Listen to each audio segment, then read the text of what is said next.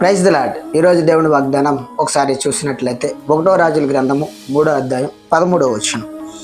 మరియు నీవు ఐశ్వర్యమును ఘనతను ఇవ్వమని అడగపోయినను నేను వాటిని కూడా నీకు ఇచ్చుచున్నాను. అందువలన నీ దినములన్నిటిలో రాజులలో నీవంటి వాడు కూడాను నుండడు.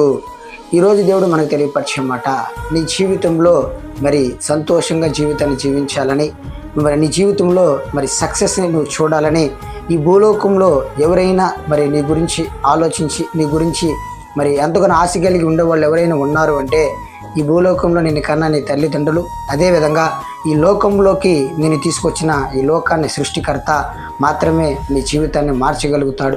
మరి నీ పట్ల ఒక ప్రణాళిక కలిగి ఉంటారని దేవుడు తెలియపరుస్తున్నాడు. కాబట్టి దేవుడు నీకు మంచి జీవితాన్ని రాబోయే రోజుల్లో మరి ఈ భూలోకంలో ఎవరికి లేని యోగ్యత, కృపని, దీవెన నీకు ఇవ్వాలని దేవుడు ఆశిస్తున్నాడు. మనుషులంక వ్యక్తులంక చూడకుండా దేవుడు ఆలోచనని, దేవుడు జ్ఞానాన్ని గ్రహించి ముందుకెళ్లాలని దేవుడి రోజున నీకు తెలియపరుస్తున్నాడు. మనిషి జ్ఞానాన్ని చూడకుండా దేవుడి గొప్పతనాన్ని, దేవుడి శక్తిని చూడమని దేవుడు తెలియపరుస్తున్నాడు. ఆమేన్.